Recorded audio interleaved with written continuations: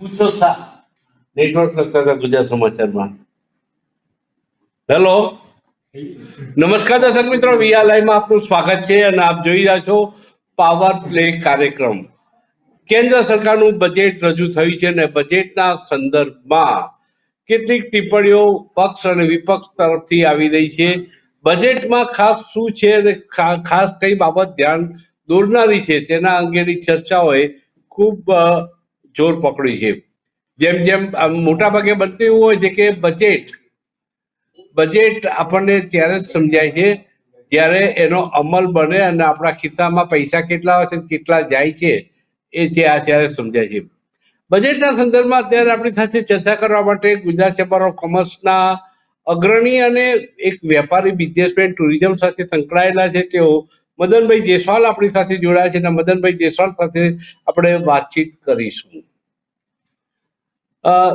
Budget કેવું લાગે પહેલો પ્રશ્ન દરેકને હોઈ શકે છે અને બજેટના સંદર્ભમાં આ વાત આપણે મદનભાઈને પૂછીશું કે એક બિઝનેસમેન તરીકે એક કોર્પોરેટ એક ક્ષેત્રના એક જાણીતા આપના અનુભવને લીધે આપના બજેટ કેવું લાગ્યું મદનજી?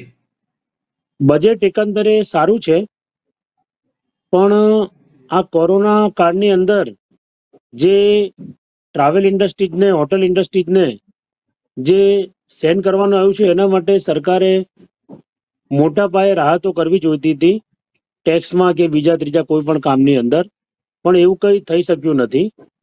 અને બીજી બધી વસ્તુમાં રાહતો આપી છે પણ આની અંદર ખાસ જરૂરિયાત હતી.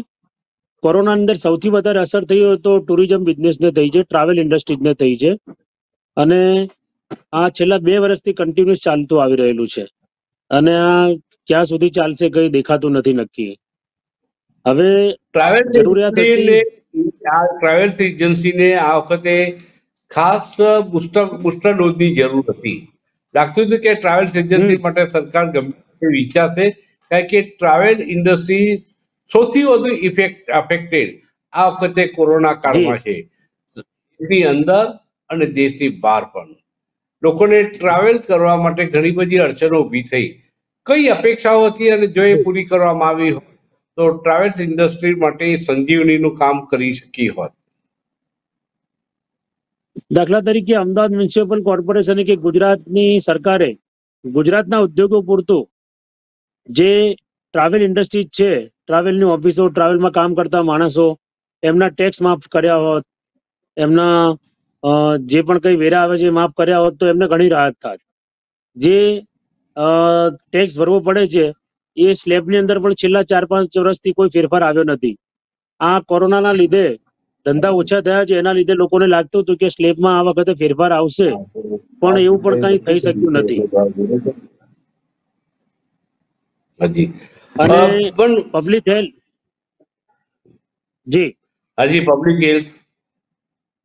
પબ્લિક હેલ્થ કેરની અંદર જે સૌથી વધારે અસર કરતા થયું હોય તો હેલ્થ વાળો મામલો હતો.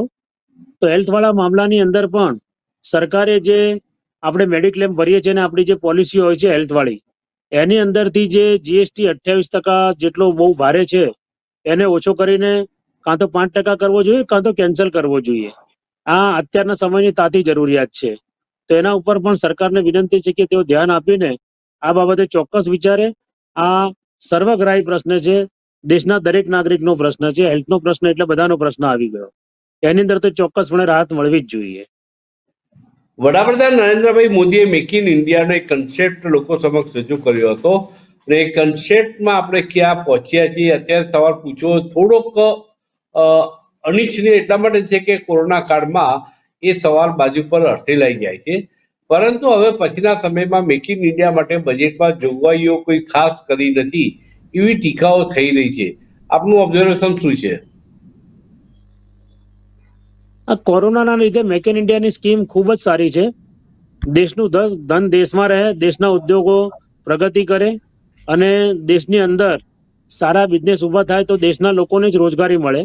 આપણે જે વિદેશથી બીજા દેશોમાંથી હથિયારો ખરીદતા હતા. હાજી, પરંતુ બજેટમાં જોગવાઈઓ શું થઈ છે? બજેટમાં જોગવાઈઓ આની અંદર થઈ છે પણ અત્યારે કોરોના કાળમાં કોઈ પણ નવો બિઝનેસ કરવાનું અત્યારે કોઈ વિચારતું નથી, અને વિચારે છે તો બહુ ઓછા લોકો વિચારે છે. એના લીધે જે સ્કીમો આવી છે એનો ફાયદો બહુ વધારે લોકો લઈ શકી નથી રહ્યા. Okay okay okay okay. નિખિલભાઈ આપણી સાથે જોડાઈ ગયા છે. નિખિલભાઈ, મારો અવાજ સંભળાય છે આપને? સંભળાય છે સાહેબ. કેમ છો? મજામાં સાહેબ? હા, થોડુંક. હાજી હાજી, થોડુંક નજીક આવજો, કારણ કે ઉપર હેડપીસમાં જગ્યા બહુ રહે છે ફ્રેમની અંદર. એક્ઝેક્ટલી. નિખિલભાઈ, એક બજેટ પ્રથમ દ્રષ્ટિએ, કારણ કે આપ આર્થિક બાબતોના પત્રકાર છો અને એનો અભ્યાસ છે આપને, તો સહજ રીતે સવાલ જે મદનભાઈ જોડે પણ હું ચર્ચા કરી રહ્યો હતો, એ સવાલની શરૂઆત પણ આપણાથી એ જ સવાલથી કરી. પ્રથમ દ્રષ્ટિએ નિખિલ ભટ્ટને એક પત્રકાર તરીકે 2022-23 બજેટ કેવું લાગ્યું? નરેન્દ્રભાઈ મોદી સરકારનું 10મું બજેટ અને નાણામંત્રી શ્રીનું 4થું આ બજેટ એક રીતે જોવા જઈએ તો સર્વાંગી લક્ષી વિકાસ બજેટ તરીકે ગણવામાં આવી રહ્યું છે. જેમ કે દરેક સેક્ટરની અંદર એ લોકોને એક પ્રોત્સાહક યોજનાઓ મૂકી અને વારે વારે એક જ વસ્તુને, વિકાસને એ લોકો પ્રાધાન્ય આપવામાં જઈ રહ્યા છે.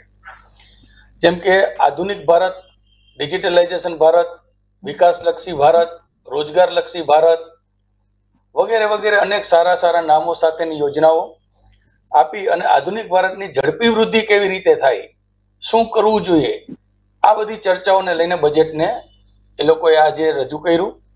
પરંતુ આનું અમલીકરણ કેવી રીતે અને કેટલા સમય દરમિયાન આ શક્ય બનશે, એ તો હવે આવનારા ભવિષ્ય ઉપર જ આમની નજર આપણા લોકોની રહેશે. એની ઉપર પત્રકાર તરીકે એટલે કે રિસર્ચ એનાલિસ્ટ અને સેબી રજિસ્ટરની દ્રષ્ટિએ જોવા જાઉં તો આ બજેટને ખરેખર આજે શેર બજારે એક વધાવી લેવામાં ગણીએ તો વધાવી લીધું છે. કારણ કે છેલ્લા 2 મહિનાથી સતત વિદેશી સંસ્થાઓની વેચવાલી જોવા મળી રહી હતી. પરંતુ એક કારણ એવું પણ ગણી શકાય કે આજે બજેટના કારણે શેર બજારમાં તેજીનો માહોલ ઉભો કરી અને બજેટ સર્વાંગી લક્ષી, વિકાસ લક્ષી સાબિત થયું છે એવું એ લોકો સાબિત કરી રહ્યા છે. જી, હવે નિખિલભાઈ, બીજો મુદ્દો એ હતો કે ક્રિપ્ટો કરન્સી પર 30% ટેક્સ અને 1% TDS. બજેટમાં કરવામાં આવેલી જોગવાઈ સામાન્ય રીતે ક્રિપ્ટો કરન્સીને કેન્દ્ર સરકાર આકરી આલોચના કરતી હતી અને એને પસંદ નથી કરતી ક્રિપ્ટો કરન્સીને. અને ક્રિપ્ટો કરન્સીના કેસમાં કેટલાય પોલીસ અધિકારીઓ પણ જેલના સળિયા પાછળ છે, ઘણા બધા લોકો છે. ટેક્સ નાખવામાં આવ્યો તો ઇનડાયરેક્ટલી એમ લાગે છે કે ક્રિપ્ટો કરન્સીને આ લોકોએ સ્વીકારી લીધી અને એમાંથી હવે પૈસા કમાવાની વાત થઈ રહી છે. કોઈ પણ વિશ્વનું અર્થતંત્ર છે, એ અર્થતંત્ર ઇકોનોમીની અંદર મેઇન જે ભાગ છે એ કરન્સી છે. વિદેશોની અંદર પણ કરન્સીના માધ્યમથી જે તેજી તરફી જુવાળ જોવા મળી રહ્યો હતો, કોરોનાના ટાઈમની અંદર જે રિકવરી જોવા મળી રહી હતી, એ ડ્યુ ટુ ઓનલી કરન્સી મુવમેન્ટને કારણે જોવા મળી રહી હતી. સરકારને છેલ્લે પણ આ વસ્તુનું એક ધ્યાન દોરવામાં આવ્યું તો એમણે ડાયરેક્ટ ક્રિપ્ટો કરન્સીને એક પ્લેટફોર્મ ન આપ્યું, પરંતુ એને ડિજિટલાઇઝેશનના માધ્યમથી એમણે એને પ્લેટફોર્મ પૂરું પાડ્યું.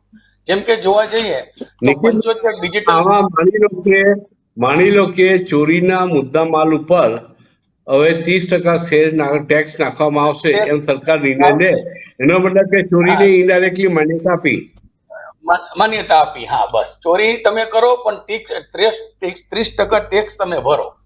એમનું એટલે જે મુદ્દામાલ તમે લીધો છે, તમે જે 5-10 લાખ રૂપિયાનો મુદ્દામાલ ચોર્યો છે એના ઉપર પ્રમાણિકતાથી ટેક્સ ભરો અને TDS પણ ભરો 1%. બસ. એટલે તમે જે કરી રહ્યા છો એ ઓકે છે, એમાં અમે ડિસ્ટર્બ નહીં કરીએ. પરંતુ અમે જે એક નવો રૂપીઝ લઈને આવવાના છીએ, એનું નામ પણ આપ્યું ડિજિટલ રૂપી, જેનું સંચાલન RBI દ્વારા કરવામાં આવશે. પરંતુ એ રૂપીની જે માર્કેટ વેલ્યુ કેટલી ઉછાળો આપશે, કેવી રીતના એનું ડિવેલ્યુએશન થશે, શું થશે, એની હજી કોઈ પણ સ્પષ્ટતા કરવામાં આવી નથી. સ્પષ્ટતા થઈ તમને જણાવવામાં આવશે એમ કે છે નિર્મલા સીતારામનજી, કેમ કે એમને પણ ઘણી બધી બાબતોની સ્પષ્ટતાઓ નહીં હોય. તમે ઘણું બધું શીખવશે એટલે મજાકમાં એમ કે છે કે મને જેવી ખબર પડશે એવી તમને હું જાણ કરીશ કે અમે શું કરવા જઈ રહ્યા છીએ. સાગરભાઈ, એક ખેડૂતના દીકરા તરીકે બજેટમાં કઈ બાબત ગમી, કઈ બાબત ના ગમી?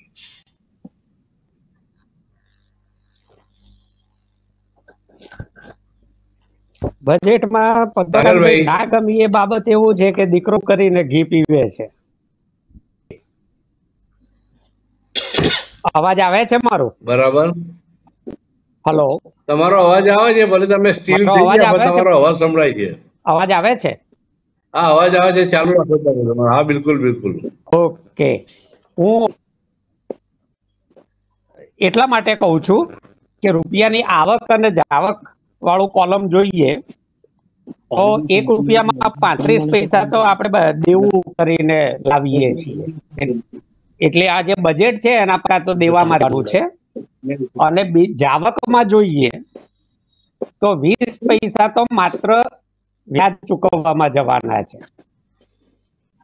હવે અને વિકાસલક્ષી કેવી રીતે કહેવાય એ મને અર્થશાસ્ત્રના આંકડાઓમાં સમજણ પડતી, પણ આ બજેટ જે કે છે આંકડા મારી સામે છે. ફર્ટિલાઇઝર સબસિડી 2020-21 વાસ્તવિક 1,27,922 કરોડ અને 22-23 બજેટમાં એસ્ટિમેટ છે 1,05,222 કરોડ. 2021-22 એમણે રિવાઇઝ એસ્ટિમેટ 1,40,122 કરોડનો કર્યો હતો અને ફર્ટિલાઇઝર ચૂકવી હતી. તો આ ફર્ટિલાઇઝર સબસિડી ઘટાડી ખેડૂતોના ખાતરનો જે ભાવ વધતો જાય છે અને એનાથી કેવી રીતે દેશનું કૃષિ ઉત્પાદન વધીને વિકાસ કરે એ અર્થશાસ્ત્ર મને નથી સમજાતું. એગ્રીકલ્ચર એન્ડ એલાઇડ સર્વિસીસ માટે વાસ્તવિક ખર્ચ હતો 2021-22 1,47,764 કરોડ, એ વધીને 1,51,000 કરોડ થયો. એટલે કે 3,500 કરોડનો માત્ર વધારો થયો, જે ફુગાવાના દર કરતા નીચો છે. એટલે વાસ્તવિક રીતે એલોકેશનમાં ઘટાડો થયો છે જો ફુગાવો બાદ કરીએ તો. એજ્યુકેશન જે અત્યારે સૌથી મહત્વનું સેક્ટર છે અને લાખો યુવાનો અહીંયા ગુણવત્તાયુક્ત શિક્ષણના અભાવે વિદેશ તરફ દોટ મૂકી રહ્યા છે. એમાં 21-22 93,222 કરોડ હતા, એ વધીને માત્ર 1,04,072 કરોડ કર્યા છે. હવે આટલા બધા જ્યારે શિક્ષણ ઈચ્છતા બાળકોની સંખ્યા વધી રહી હોય, યુવા પેઢી જેને આપણે સંપત્તિ ગણીએ છીએ, એના માટે આ વધારો કેટલો વ્યાજબી લાગે છે? કયું અર્થશાસ્ત્ર અને વિકાસ કે એ મારી સમજણની બહાર છે. એવી જ રીતે આરોગ્ય, આ કોરોનાના કપરા કાળમાં આપણે બધાએ સારી રીતે પોતાની નજરે જોયું છે, કોઈની પાસે સમજવાની જરૂર નથી. 2021-22 સંશોધિત એટલે કે વાસ્તવિક રિવાઇઝ બજેટ હતું 85,915 કરોડ. નવા બજેટમાં છે 86,606 કરોડ, એટલે 915, માત્ર 700 કરોડનો એમાં વધારો કરવામાં આવ્યો છે. હવે એ જ રીતે જે આંકડા કે છે એ કંઈક બધું જુદું જ છે. National rural employment guarantee scheme, જેને આપણે મનરેગા કહીએ છીએ, એમાં 21-22 વાસ્તવિક ખર્ચ હતો 98,000 કરોડ રૂપિયા અને 22-23 એલોકેશન છે 73,000 કરોડ રૂપિયા. તો રોજગાર કેવી ગેરંટીડ થશે એ મારી સમજણ બહાર છે. નેશનલ એજ્યુકેશન મિશનમાં જે એલોકેશન હતું એમાં પણ એ જ રીતે છે. હું આખું બજેટ નથી વાંચતો, નાણામંત્રી શ્રી વાંચી ગયા છે. પણ આમાં જે નથી સમજાતું તે એ છે કે 3 વચનો વડાપ્રધાન શ્રીએ 2022 વાયદો કરીને આપ્યા હતા. ખેડૂતોની આવક બમણી કરવાની, એમણે ડેફિનેટલી જાવક બમણી કરી દીધી છે. આવક બમણી કરવાની દિશામાં એક પણ ડગલું આગળ ચાલ્યા હોય તો દુનિયાનો કોઈ પણ અર્થશાસ્ત્રી મને કન્વિન્સ કરી આપે કે આટલી વાસ્તવિક આવક વધી છે. નથી, જૂઠાણું હતું. બીજું એમનું નલ સે જલ હર ઘર તક 2022 સુધીમાં નથી પૂરું થયું. 50% વસ્તી મહિલાઓની છે. એના માટે એલોકેશન શું છે? 2 લાખ આંગણવાડીઓને મજબૂત કરીશું. એ તમે આખું મહિલા જુઓ, 2 લાખ આંગણવાડીઓને વધારે સારી બનાવવાની યોજના છે. દર વર્ષે 2 કરોડ રોજગાર આપવાની વાત હતી. હવે પોતે જ બજેટમાં કહે છે કે 60 લાખ રોજગાર ઉભા થશે. આ 60 લાખ પણ નથી થવાના. 30 લાખ થાય તો ગનીમત માનવો. પદ્મકાંતભાઈ, આ બજેટ માત્ર ને માત્ર, જેને અંગ્રેજીમાં આઈવોશ કે છે ને, શુદ્ધ ગુજરાતીમાં કેવું હોય તો આંકડાની માયાજાળ કરીને સામાન્ય નાગરિકને છેતરવાની વાત છે. અત્યારે દરેક વર્ગની વાસ્તવિક આવક ઘટી રહી છે. એ ઇન્કમ ટેક્સ લોએસ્ટ સ્લેબ ઉપર કેમ ન લઈ જઈ શકે? સાગરભાઈ, ચાર્ટર્ડ એકાઉન્ટન્ટ પણ આપણી સાથે જોડાઈ ગયા છે, અને હું એમને સવાલ પૂછીશ કે બજેટને એક મહત્વની વાત છે, કહી દઉં પદ્મકાંતભાઈ, એક જ વાક્ય છે.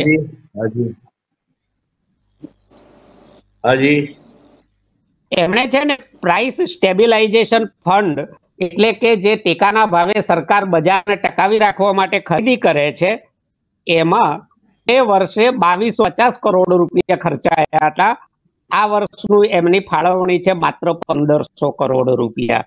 એવી જ રીતે કોટનની ને આ બધું જ છે. ક્યાંય વધારો નથી, વાસ્તવિક રીતે ઘટાડો છે, અને લોકો સાથેની નરી આંકડાની માયાજાળથી કરેલી છેતરપિંડી છે. હું આવું છું ફરીથી આપની પાસે, પરંતુ ચાર્ટર્ડ એકાઉન્ટન્ટ કઈ નજરે જોયે છે બજેટને એ વિશે પણ હું એમને સવાલ પૂછી. હેલો જીનેશભાઈ, મન સંભળાય છે? હજી આપની દ્રષ્ટિએ બજેટ કેવું છે એ અંગે આપ જણાવો.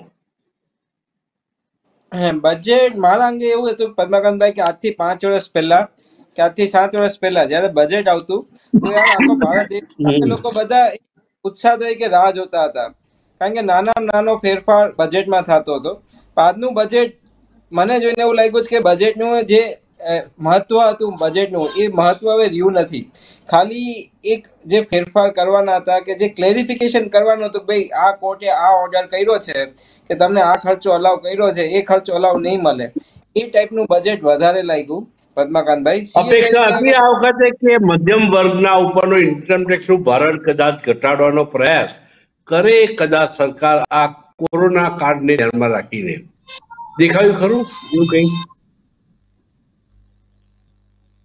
નહીં, કોઈ પણ લેવલે નથી દેખાણું કે આપણને આ વર્ગ નિરાશ થયો છે. મારો મુદ્દો આટલો જ છે કે આ વર્ગ ખૂબ નિરાશ થયો છે. પણ કોર્પોરેટ ટેક્સ ઘટાડવામાં આવ્યો, એનાથી કોર્પોરેટ જગત ખુશ છે.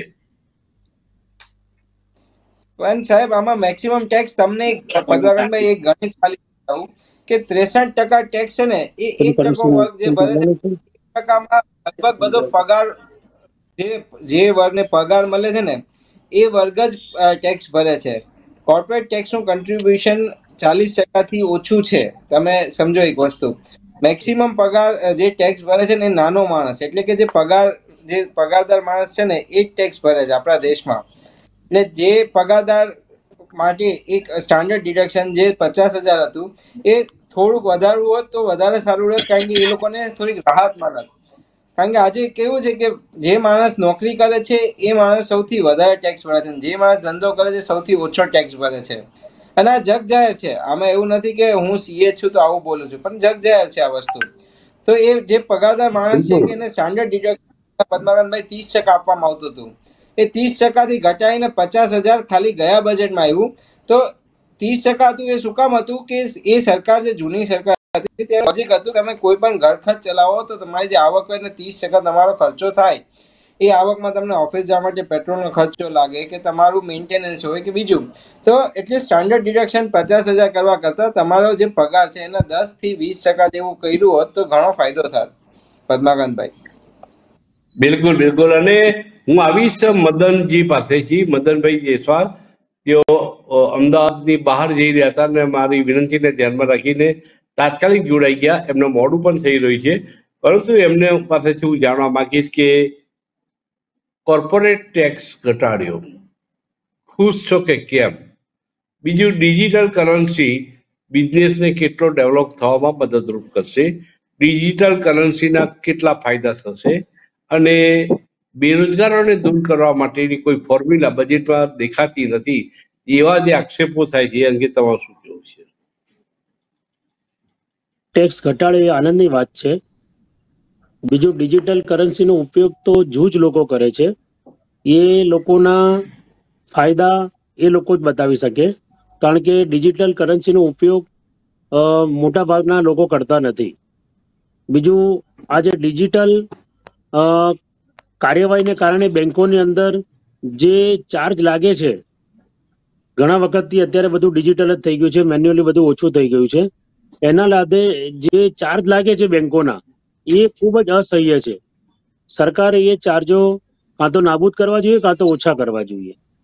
અને રોજગારી વધારવા માટે, દાખલા તરીકે આ 2 લાખ આંગણવાડીની બહેનોને રોજગારી મળશે, પણ ખરેખર એ બહેનોને રોજગારી સરકારી નોકરીમાં મળતી એ રીતે મળે તો બરોબર છે, નહીં તો કોન્ટ્રાક્ટ પદ્ધતિમાં જો જશે તો બહેનો અત્યારે જેવી રીતે 1500, 2000, 5000 રૂપિયાની અંદર કામ કરે છે અને એમનું શોષણ થાય, જે રીતે એમનું શોષણ થશે. એટલે ચોક્કસપણે જે સરકાર નીતિ લાવે છે એનો ચોક્કસપણે અમલ લોકોના હિતમાં, જે લોકોને કામ કરવા લોકોના હિતમાં થવું.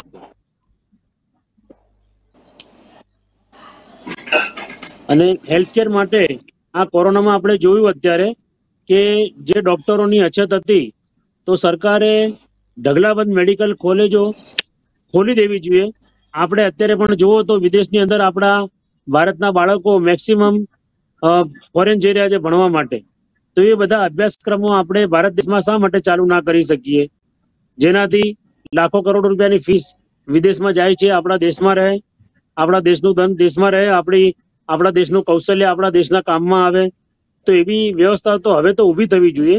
અને આ સરકાર તો તરત સારી નીતિ અપનાવવામાં વાર નથી લગાડતી. તો આ MBBS વધારે પ્રમાણમાં તૈયાર થાય, મેડિકલ કોલેજો વધારે તૈયાર થાય, વધારે ચાલુ થાય, તો એકંદરે તો આપણી 140 કરોડની જનતાને જ ફાયદો છે, અને એ ચોક્કસપણે થવું જોઈએ એવું માનું છું. ઓકે નિખિલભાઈ, ડિજિટલ એ ડિજિટલ દુનિયા આજની જરૂરિયાત છે. ડિજિટલ યુનિવર્સિટી શરૂ કરવા માટેની યોજના બજેટમાં ઇન્ટ્રોડ્યુસ કરવામાં આવી, અને સાથે ડિજિટલ કરન્સીને પણ RBI દ્વારા બહાર પડાશે એમ વાત કરવામાં આવી. આ બંને આવનારા સમયની ડિમાન્ડને ધ્યાનમાં રાખીને લેવાયેલા નિર્ણય લાગે છે કે વાસ્તવિક અમલમાં ઘણી બધી મુશ્કેલીઓ પડશે? સામાન્ય રીતે જોવા જઈએ તો વાસ્તવિક અત્યારના જો માહોલ જોઈ રહ્યા છીએ એની અંદર ડિજિટલ કરન્સીને વેગવંતી બનવા માટે ખરેખર એક પ્રોત્સાહક પગલું ભર્યું છે. કારણ કે લોકો ઘરની બહાર જઈ અને કોઈ ખરીદ શક્તિ નથી કરી શકતા, પરંતુ લોજિસ્ટિકના માધ્યમથી, અલગ અલગ મોલના માધ્યમથી ડિજિટલ કરન્સીને એ લોકો આવકારે છે. સપોઝ પેટીએમ છે, ગૂગલ પે છે, વગેરે અનેક એવા માધ્યમો છે જે એપના માધ્યમથી આપણે પેમેન્ટ કરી અને વસ્તુ ખરીદ શક્તિ આપણે સંતોષી શકીએ છીએ. આ એક અતિ મહત્વનું પગલું હતું. આવનારા દિવસોમાં ડિજિટલ ક્રાંતિ જોવા મળી શકશે, અને આ ડિજિટલ રૂપીઝને કદાચ એવું બને કે અન્ય દેશો પણ સ્વીકારતા થઈ જાય. બરાબર. ટૂંકમાં જેમ ક્રિપ્ટો કરન્સીને આપણે અત્યારે સ્વીકારી રહ્યા છીએ અને ડાયરેક્ટલી ઓર ઇનડાયરેક્ટલી આપણે જે કંઈ પણ કરીએ છીએ, સરકારે ડિજિટલ કરન્સીના માધ્યમથી ઇનડાયરેક્ટલી આપણા ખર્ચા ઉપર શું છે અને ખર્ચા ઉપરનું આપણું શું એક આપણે ખર્ચો જે રીતે કરી રહ્યા છે એની ઉપર ઇનડાયરેક્ટલી અમને એક આખું લગામ મૂકી દીધી. આપણે મજાકમાં ઘણી વખત કહેતા હોઈએ છીએ કે વોટ્સએપ યુનિવર્સિટી ઠેર ઠેર ફૂટી નીકળી છે, પણ હવે તો ડિજિટલ યુનિવર્સિટી બનાવવા માટે સરકાર જઈ રહી છે. એટલે ડિજિટલની દુનિયામાંની આજે તાતી આવશ્યક જરૂરિયાત છે, આજનું આ આપણી ડિમાન્ડ છે. ત્યારે ડિજિટલ યુનિવર્સિટી રોજગારી આપવામાં મદદરૂપ આવનારા સમયમાં થઈ શકે એવું હું તો માનું છું. આપનું શું કહેવું છે? ના, હું પણ આ ચોક્કસ તમારી વાત સાથે સહમત થાઉં છું પદ્મકાંતભાઈ. ખરેખર જે વસ્તુ ડિજિટલના માધ્યમથી અત્યારે લોકો વિદેશની અંદર, આપણા બાળકો અહીંયાથી વિદેશ જાય છે ભણવા, પરંતુ જ્યારે કોરોનાનો સમય આવ્યો ત્યારે આપણા બાળકોએ વિદેશની યુનિવર્સિટીઓમાં અભ્યાસક્રમમાં જોડાઈ અને અહીંયાથી ડિજિટલના માધ્યમથી એ લોકોએ ડિગ્રીઓ લીધી. તો આ જ રીતે સેમ વિદેશી વિદ્યાર્થીઓ જે છે એ લોકો આપણી ડિજિટલ યુનિવર્સિટીના માધ્યમથી અહીંયા ફી પે કરશે, અહીંયાનું એજ્યુકેશનને સ્વીકારશે અને જે લોકો વિદ્યાર્થીઓ જે બહાર જઈ રહ્યા છે એ પણ અત્યારના અહીંયા દેશમાં રહી અને સારું શિક્ષણ મેળવી શકશે. ઓકે મદનભાઈ, આપને બહાર જવું હોય તો આપ રજા લઈ શકો છો અને ઓકે, ફરીથી ધન્યવાદ આપણે દાદા. વાત કરતા રહીશું. જી જી જી. જી ભાઈ. નિખિલભાઈ, આપ આપની વાત ચાલુ રાખો. જે રીતે ડિજિટલાઇઝેશનને સરકાર પ્રાધાન્ય આપી રહી છે એ જોતા હવેનો યુવાન, આજે જે યુવા વર્ગ છે, મતદાર યુવા છે, એ પણ ડિજિટલાઇઝેશનને જ વધારે પડતો મહત્વ આપી રહ્યો છે. વોટ્સઅપના માધ્યમથી આંગળીના ટેરવે એ લોકો ફટાફટ ફાસ્ટ પેમેન્ટ કરી અને કોઈ પણ પોતાની ખરીદ શક્તિને, પોતાની જે કંઈ પણ રિક્વાયરમેન્ટ છે, ગેમ્સ છે, વિડીયો ગેમ્સ છે, એની અંદર સબસ્ક્રાઇબ કરીને, તેમજ મૂવીઝની અંદર સબસ્ક્રાઇબ કરીને, અલગ અલગ ચેનલોની અંદર સબસ્ક્રાઇબ કરીને પોતાની એક આખી જરૂરિયાતને પૂરી કરી રહ્યા છે, સંતોષી રહ્યા છે. સામે છેડે જે વિદ્યાર્થીઓ છે જેને ભણવું છે એમના માટે પણ સારું છે કે તાત્કાલિક ડિજિટલાઇઝેશનના માધ્યમથી પેમેન્ટ કરી અને પોતાના અભ્યાસક્રમો મેળવી શકે, પાઠ્યપુસ્તકો મેળવી શકે, ઓનલાઈન શિક્ષણને પણ વધારે મહત્વ મળી રહ્યું છે. દિનેશભાઈ, આઈટીઆર માટે 2 વર્ષની મુદત લંબાવવામાં આવી છે કે સુધારો કરવા માટેનો 2 વર્ષનો સમયગાળો નક્કી કરવામાં આવ્યો છે. સીએ તરીકે આપ આને કઈ રીતે મૂલો છો? આ યોગ્ય પગલું છે? શું કહેવું છે આપનું?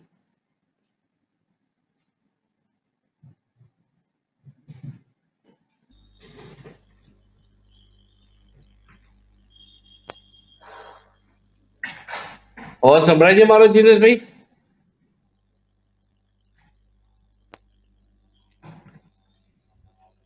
ચલો, ત્યાં સુધી હું સાગરભાઈ પાસે આવીશ.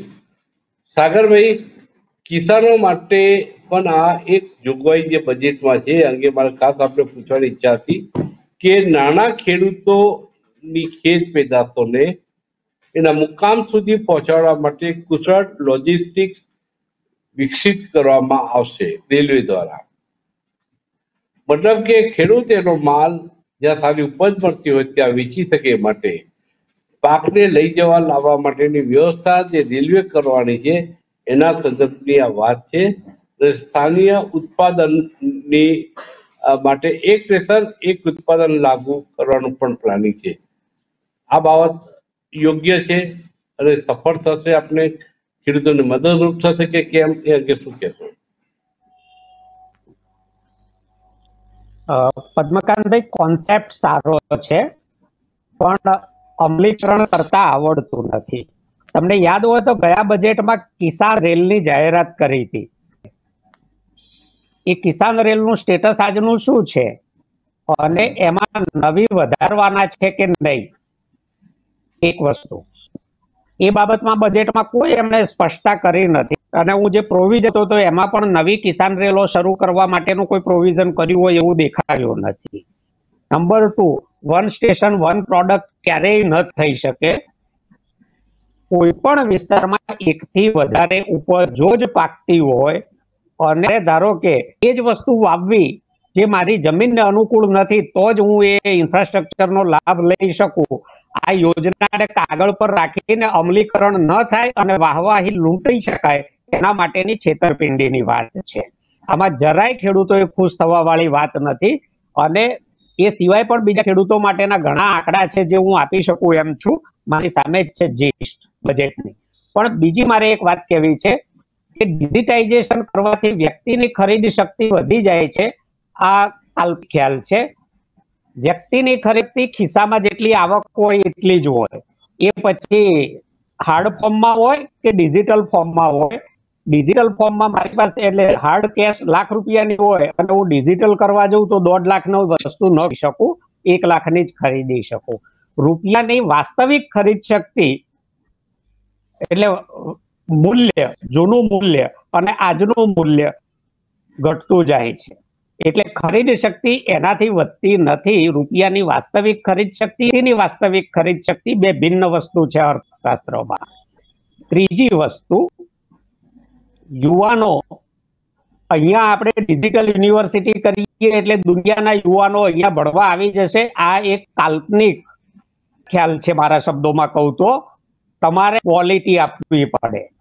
તમારી કેટલી યુનિવર્સિટીઓમાં રેગ્યુલર વાઇસ ચાન્સેલર છે? તમારા કેટલા વિષયોના તમારા અધ્યાપકોની જગ્યાઓ ખાલી છે? ક્વોલિટી વગર કોઈ તમારા ત્યાં ભણવા આવે, ક્વોલિટી એન્શ્યોર કરો. એક વાત માટે હું આપને રોકીશ, અહીંયા આપને માફ કરજો મને, પરંતુ આજની તારીખે જામનગરની અંદર જે આયુર્વેદ સંસ્થા છે મહાવિશ્વવિદ્યાલય, જેની અંદર અલગ અલગ દેશોના 145 વિદ્યાર્થીઓ અહીં ભણવા માટે આવ્યા છે. આપને કદાચ ખ્યાલ ન હોય તો ભારતની અંદર આયુર્વેદિક ચિકિત્સા છે જે એની અંદરનું વિશ્વની અંદરનું સૌથી શ્રેષ્ઠમાં શ્રેષ્ઠ જે હોય વિદ્યાલય તો એ જામનગર અને ગુજરાતની અંદર છે. તો વિદેશના વિદ્યાર્થીઓ અહીં ભણવા માટે આવે છે. કોરોનાના સમયમાં એ લોકો નથી આવી શક્યા, એનું તાજું ઉદાહરણ છે કે એ લોકોએ ઓનલાઈન શિક્ષણના માધ્યમથી ફીસ પે કરેલી છે અને ઓનલાઈન શિક્ષણના માધ્યમથી પણ આનો અભ્યાસ એ લોકોએ ચાલુ કરેલો છે. એવી રીતે વિદેશોની અંદર રહેલા આપણા બાળકોને આપણે જે તે સમયે પેમેન્ટ ચૂકવવાનું થતું હોય તો આપણે ડિજિટલાઇઝેશનનો જ ઉપયોગ કરી રહ્યા છીએ. ચાહે તે આપણા બાળકો હોય, ચાહે આપણે કોલેજની યુનિવર્સિટીની ફી હોય કે કોઈ પણ પ્રકારનો ખર્ચો હોય. દિનેશભાઈ આપણી સાથે જોડાયા છે, અવાજ સંભળાય છે?